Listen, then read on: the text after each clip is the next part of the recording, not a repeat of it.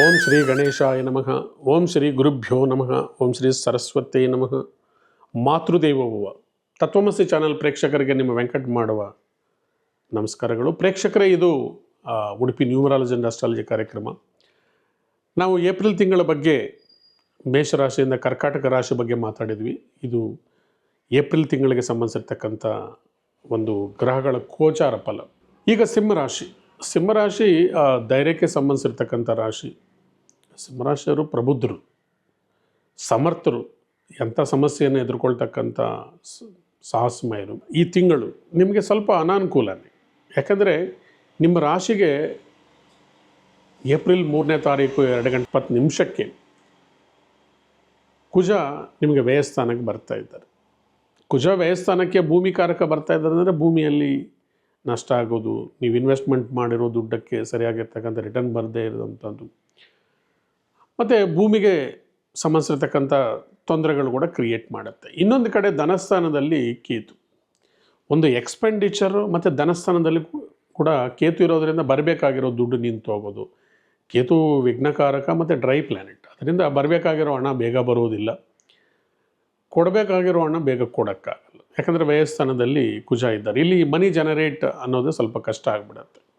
ಇದರಿಂದ ಅಷ್ಟಮದಲ್ಲಿ ಕೂಡ ಶನಿ ಭಗವಾನರಿದ್ದಾರೆ. ಅಷ್ಟಮದಲ್ಲಿ ಶನಿ ಭಗವಾನರು ಸಂಚಾರ ಮಾಡ್ತಾ ಇದ್ದಾರೆ ಅಂದರೆ ನಿಮ್ಮ ತಾಳ್ಮೆಯನ್ನು ಪರೀಕ್ಷೆ ಮಾಡ್ತಾರೆ. ಮುಖ್ಯವಾಗಿ ಏನಂದರೆ 7 ಶನಿಕಾಟ ಮತ್ತು ಅಷ್ಟಮ ಶನಿ ನಡೆಯುವಾಗ ಆ ರಾಶಿ ಅವರು ಏನು ಮಾಡಬೇಕಂದ್ರೆ ತಾಳ್ಮೆಯಿಂದ ಇರಬೇಕು, ಧರ್ಮ ಮಾರ್ಗದಲ್ಲಿ ನಡ್ಕೋಬೇಕು, ಸತ್ಯ ಮಾರ್ಗದಲ್ಲಿ ಹೋಗಬೇಕು.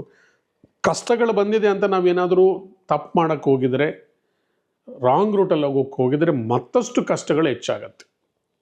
ಮತ್ತು ಇಲ್ಲಿ ಯಾರನ್ನೂ ಹರ್ಟ್ ಮಾಡಬಾರ್ದು. ಎಕ್ಸ್ಪೆಷಲಿ ಹೆಣ್ಣುಮಕ್ಕಳು, ಮನೆಯಲ್ಲಿರ್ತಕ್ಕಂಥ ಹೆಣ್ಣುಮಕ್ಕಳಾಗಲಿ ಹೊರಗಡೆ ಹೆಣ್ಣುಮಕ್ಕಳಾಗಲಿ ಗೌರವಿಸಬೇಕು.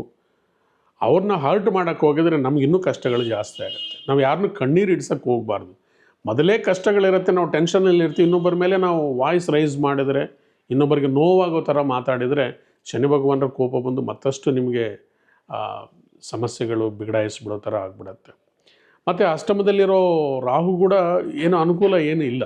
ಮತ್ತು ನಿಮಗೆ ಧನಾಧಿಪತಿ ಲಾಭಾಧಿಪತಿಯಾಗಿ ಬುಧ 8ನೇ ಮನೆಯಲ್ಲಿರೋದು ನ್ಯೂಟ್ರಲ್ಲು, ಅಥವಾ ಏನಾದರೂ ಒಂದು ಅಗತ್ಯಕ್ಕೆ ಬೇಕಾಗಿರ್ತಕ್ಕಂಥ ದುಡ್ಡು ಯಾರಾದರೂ ಸ್ನೇಹಿತರಿಂದನೋ ಬಂಧುಗಳಿಂದನೋ ಕೇಳಿದರೆ ಸಿಗ್ತಕ್ಕಂಥ ಟೈಮು.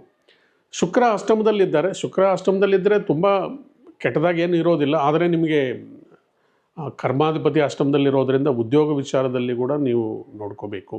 2 ಕಡೆ ಪಾಪಗ್ರಹಗಳಿದ್ದಾವೆ. ಒಂದು ಕಡೆ ಕರ್ಕಾಟಕ ರಾಶಿಯಲ್ಲಿ ಕುಜ ಮತ್ತು ಧನಸ್ಥಾನದಲ್ಲಿ ಕೇತು ಇರೋದರಿಂದ ಇದನ್ನು ಪಾಪಕರ್ತರಿ ಯೋಗ ಅಂತ ಕರಿತೀವಿ. ಏನಂದರೆ ಒಂದು ಕಡೆ ಹುಲಿ, ಇನ್ನೊಂದು ಕಡೆ ನದಿ, ಆ ಕಡೆನೂ ಹೋಗೋಕ್ಕಾಗಲ್ಲ, ಈ ಕಡೆನೂ ಹೋಗೋಕ್ಕಾಗಲ್ಲ ಅಂತ ಮಧ್ಯಂತರ ಪರಿಸ್ಥಿತಿಯಲ್ಲಿ ನೀವು ಇರ್ತೀರಿ. ಇಲ್ಲಿ ನಿಮಗೆ ದಾರಿ ತೋರಿಸ್ತಕ್ಕಂಥವನೇನೆಂದರೆ ಭಗವಂತ ಒಬ್ಬನೇ. ಭಗವಂತನನ್ನು ಅಚಲವಾದ ಮನಸ್ಸಿನಿಂದ ನೀವು ಪ್ರೇಯರ್ಸ್ ಮಾಡಬೇಕು. ಕಷ್ಟ ಬಂದಿದೆ, ನಾವು ನೀರಲ್ಲಿ ಮುಳುಗ್ತಾ ಇದ್ದೀವಿ ಅಂದರೆ ಭಗವಂತ ನಮ್ಮನ್ನು ಮುಳುಗಿಸ್ಬಿಡ್ತಾನೆ ಅಂತಲ್ಲ, ನಮ್ಮನ್ನು ಚೆನ್ನಾಗಿ ತೊಳೆದು ನಮ್ಮನ್ನು ಸಮರ್ಥರಾಗಿ ಮೇಲೆ ತೊಗೊಂಡು ಬರೋದಕ್ಕೆ ಈ ಬ್ಯಾಡ್ ಟೈಮ್ ಅನ್ನೋದು ಬರುತ್ತೆ. ಬ್ಯಾಡ್ ಟೈಮಲ್ಲಿ ನಾವು ಧೈರ್ಯವಾಗಿ ಎದುರಿಸಿದ್ರೆ ಸುಖ, ಒಳ್ಳೆ ಟೈಮ್ ನಡೆಯುವಾಗ ನೀವು ಹೆಚ್ಚು ಎಫರ್ಟ್ಸ್ ಇಡೋದು ಬೇಕಾಗಿರೋದಿಲ್ಲ. ಅದರಿಂದ ಈ ಟೈಮಲ್ಲಿ ನೀವು ಎಚ್ಚರಿಕೆಯಿಂದ ಇರಬೇಕು.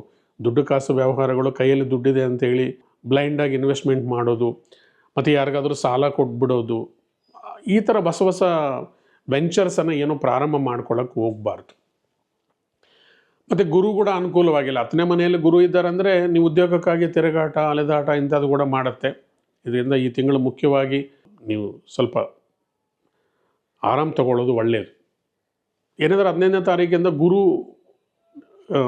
ಗುರುಗೆ 12ನೇ ಮನೆಯಲ್ಲಿ ಸೂರ್ಯ ಬರ್ತಾ ಇದ್ದಾರೆ. 14ನೇ ತಾರೀಕು ಏಪ್ರಿಲ್ 14. ಅವಾಗ ಸ್ವಲ್ಪ ಅಷ್ಟಮದಿಂದ 9ನೇ ಮನೆಗೆ ಸೂರ್ಯ ಬರೋದರಿಂದ ನಿಮ್ಮ ರಾಶಿ ಅಧಿಪತಿ ಸ್ವಲ್ಪ ರಿಲೀಫ್ ಇದ್ದರೂ ಕೂಡ ನೀವು ಈ ತಿಂಗಳು ಮುಖ್ಯವಾಗಿ ಜಪ, ಪೂಜೆ, ಪುನಸ್ಕಾರ ಇಂಥದಕ್ಕೆ ನೀವು ಹೋಗಬೇಕು. ಮುಖ್ಯವಾಗಿ ನಿಮಗೆ ರಾಮನವಮಿ ಇದೆ 6ನೇ ತಾರೀಕು.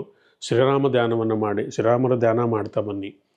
ಅವತ್ತು ಪಾನಕ, ಕೋಸಂಬರಿ ಯಥಾಶಕ್ತಿ ನಿಮ್ಮ ಮನೆಯಲ್ಲಿ ನಿಮ್ಮ ದೇವರಿಗೆ, ರಾಮದೇವರಿಗೆ ನೈವೇದ್ಯ ಮಾಡಿ 4 ಜನಕ್ಕೆ ಹಂಚಿ. 2ನೇ ತಾರೀಕು ಲಕ್ಷ್ಮೀ ಪಂಚಮಿ ಇದೆ ಅಂದರೆ ಆವತ್ತು ನೀವು ಕನಕದಾರ ಸ್ತೋತ್ರವನ್ನು ಪಠನೆ ಮಾಡೋದರಿಂದ ನಿಮಗೆ 11 ಬಾರಿ ಕನಕದಾರ ಸ್ತೋತ್ರ ಪಠನೆ ಮಾಡಿ ಆರ್ಥಿಕ ಅನುಕೂಲಗಳು ಸಿಕ್ಕತ್ತೆ. ಅವತ್ತು ಒಂದೇ ದಿನ ಅಲ್ಲ, ನಿರಂತರವಾಗಿ ನೀವು ಈ ಸಂದರ್ಭದಲ್ಲಿ ಕನಕದಾರ ಸ್ತೋತ್ರವನ್ನು ಓದ್ಕೊಳ್ತಕ್ಕಂಥದ್ದು ಒಳ್ಳೆಯದು.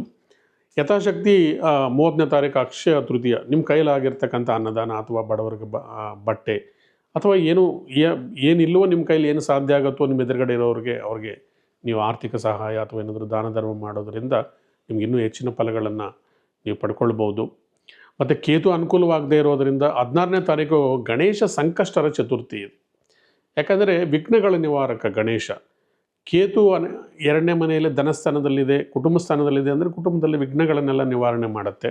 ಆವತ್ತು 9:21 ರಾತ್ರಿ ಚಂದ್ರೋದಯ ಇದೆ, ಚಂದ್ರ ದರ್ಶನ ಮಾಡಿ ನೀವು ಅವತ್ತಿನ ಫಲಹಾರವನ್ನು ತೊಗೊಂಡಿದ್ದರೆ ನಿಮಗೆಲ್ಲದನ್ನು ಒಳ್ಳೆಯದಾಗತ್ತೆ. ಈ ಕಾರ್ಯಕ್ರಮವನ್ನು ಇಲ್ಲಿಗೆ ನಾನು ಮುಕ್ತಾಯ ಮಾಡ್ತಾ ಇದ್ದೀನಿ. ನಾನು Venkataraghavan, Udupi numerology and astrology ಕಾರ್ಯಕ್ರಮ. ನಮ್ಮ ಕಾರ್ಯಕ್ರಮವನ್ನು ನೀವು ನಿರಂತರವಾಗಿ ವೀಕ್ಷಣೆ ಮಾಡ್ತಾ ಇರೋದಕ್ಕೆ ನಿಮಗೆ ಅನಂತ ಧನ್ಯವಾದಗಳು.